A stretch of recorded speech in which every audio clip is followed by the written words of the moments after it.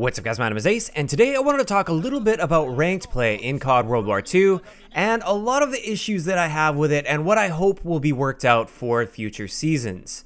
Also, I did want to share some information just in case you guys missed it, as far as when Season 1 is going to be ending and when Season 2 is going to be starting. But before we get into that, this is once again a sponsored video. This is your last chance to enter for the World Gaming Canadian Championship Series. This is for both US as well as Canadian residents. It's completely free to sign up for, and there's a prize pool of $60,000 with $25,000 up for grabs for the first place winners. For the top 8 teams that make it through the online playoffs, you and your team will be flown out to Toronto for the finals. So, like I said, this is your last opportunity to get in. If you haven't signed up yet, I will leave a link down below. Go and check out the details and sign up your team. So let's get back into the video. Let's talk about ranked play a little bit. If you guys happen to miss the post from Condry, this now was like last week. This was quite some time ago, so it's not new news by any means. But just in case you missed it, Season 1 of ranked play is going to be ending on January 31st, and Season 2 is starting on February 1st. So if you're interested in unlocking that fancy helmet for Season 1 as your rewards, these are the helmets, these are the rewards that you get based on the rank that you achieve. So you've got a little bit of time left to grind for that. If you guys haven't made it up to the rank that you want to make it up to yet, keep grinding and you just might get that reward. Now, as for the specifics of Season 2, we haven't really gotten too many details yet, at least at the time of me recording this video. Condry did mention that they are working at implementing an XP-based system where you will be earning XP when you play ranked play, because currently there's literally no XP earned by playing ranked play, which is a bit annoying when you want to play the game and still rank up your character, but you want to play ranked play.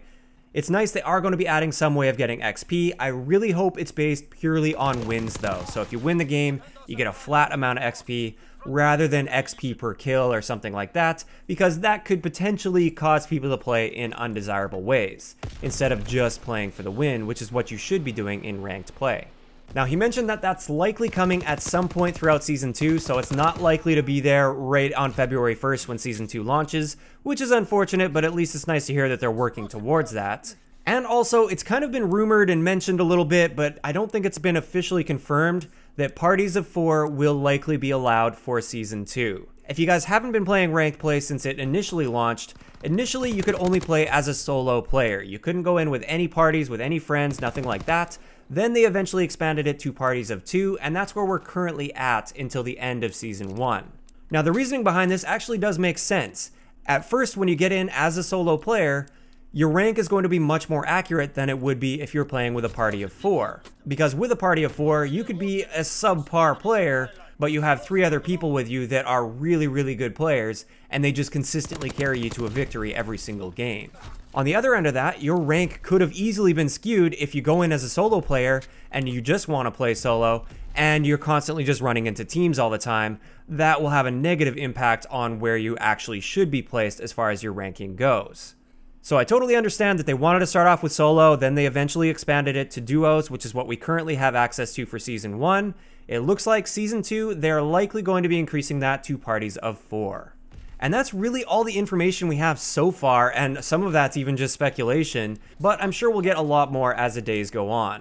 Now I want to talk about the issues that I've been having in Season 1 with ranked play, and things that I'd like to see fixed. This is all designed to be constructive, not just whining about the game or anything like that. Trying to be as constructive as possible, offering what I would like to see changed and why I'd like to see that changed.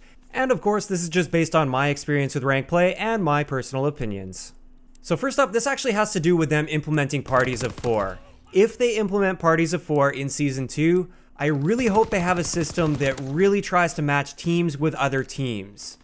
Either that or just create 2 separate queues. One for full parties of 4 and another one for parties of 3 or less. This is something that worries me quite a bit. Personally, I like ranked play for kind of dipping your toe into the competitive rule set and everything without organizing game battles and getting a team together and scheduling things and everything like that. I like being able to hop in as a solo player, and of course I realize I'm at a disadvantage if I'm going in as a solo player, but I like having a chance of winning my games. As soon as parties of 4 start taking over, this is just going to turn me away from the mode if I want to hop in solo and I'm constantly going up against parties of 4. So while I am excited that they are going to eventually have parties of 4 together, and it's great for the people that want to get a squad of 4 together, I hope they'll have systems in place so that they don't completely alienate those solo players. Something to add to this area where we have these parties of 4 going to be coming into the game is it would be cool if they had an MMR system that compensated for this. So if you go in as a solo player and you end up against a party of 4, perhaps make it so if you lose that game, which you likely are going to do, you don't lose as much MMR as you would have lost if you were in a party or if you were just playing against a bunch of other solo players. On the flip side of that, I'd like to see it where if you happen to win that game, you queued as a solo player and you're playing against a party of 4 people, perhaps you should get more MMR for that win. At least I think that would be neat. Of course, let me know in the comment section below if you agree or disagree with any of the things I mentioned in this video.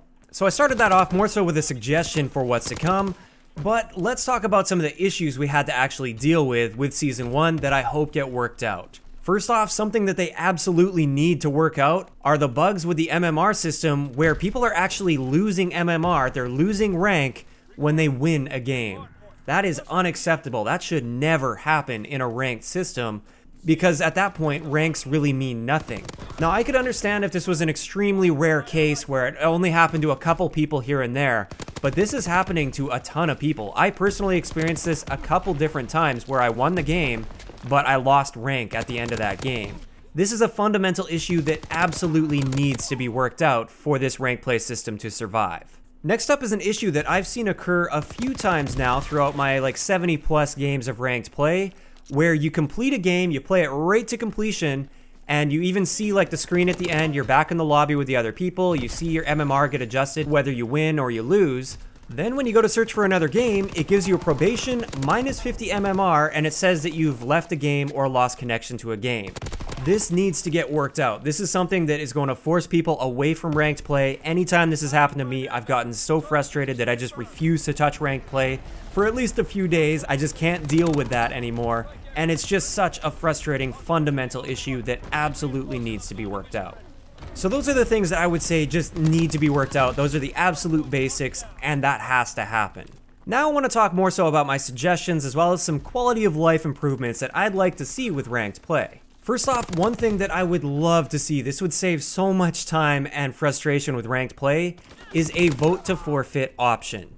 If a teammate leaves the game, which often happens before the countdown even completes at the beginning of the game, if somebody leaves, I think there should be an option. Instead of going to leave game, if you go to that screen, it should say vote to forfeit. If more than half of your team votes to forfeit, then your team will forfeit the game, you lose your MMR, the enemy team gains their MMR for a win, and then you're just free to find a new game and move on with things. I think this would be a massive quality of life improvement in ranked play. Next up is something I wanted to mention. Unranked players, I don't feel should ever be playing with gold and up players. It's really frustrating to see this with those players that have worked their way up the ranks a little bit and proven themselves. They shouldn't have their game sabotaged by somebody that hasn't proven himself yet. Oftentimes, unranked players aren't the best players out there. Sometimes you get lucky and you get somebody that just happens to be really good.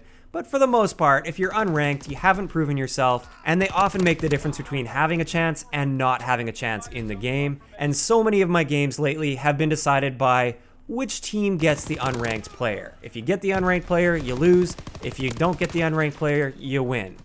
I would much rather wait in the lobby for an extra 30 seconds for the game to find somebody that's more appropriately ranked for this lobby than to get an unranked player just so they can quickly fill it up and get the game started.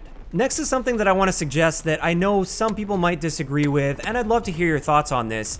I feel individual performance in a game should have more of an effect on your MMR score at the end of the game.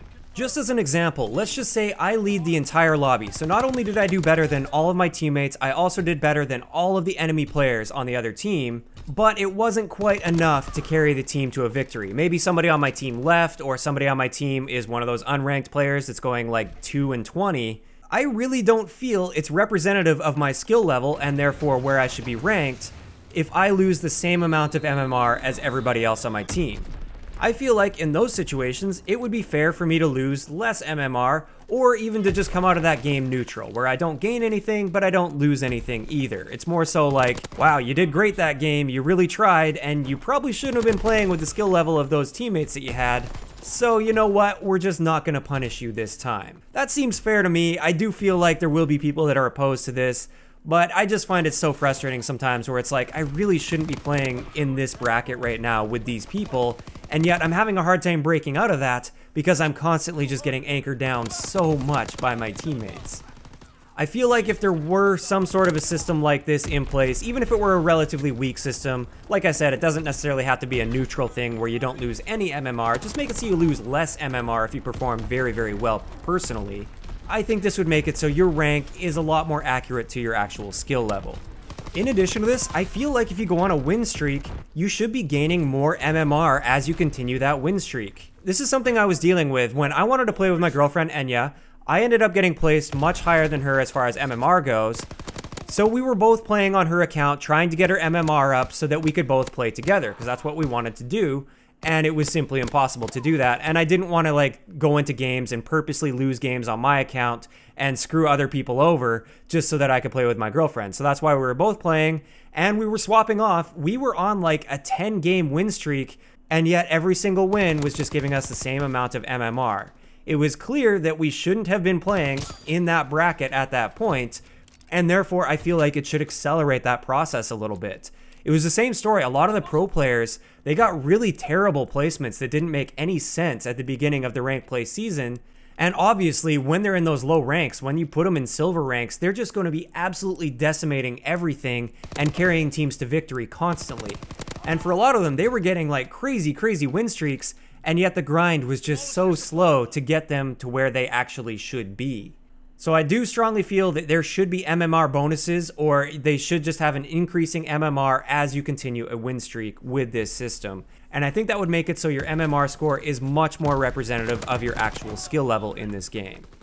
And with that, I think it's going to wrap it up for my suggestions for ranked play in the future with CoD World War II. I really want to see this mode succeed, but as it is right now, there are just so many issues and so many problems with this that are adding up to make it a not so enjoyable experience.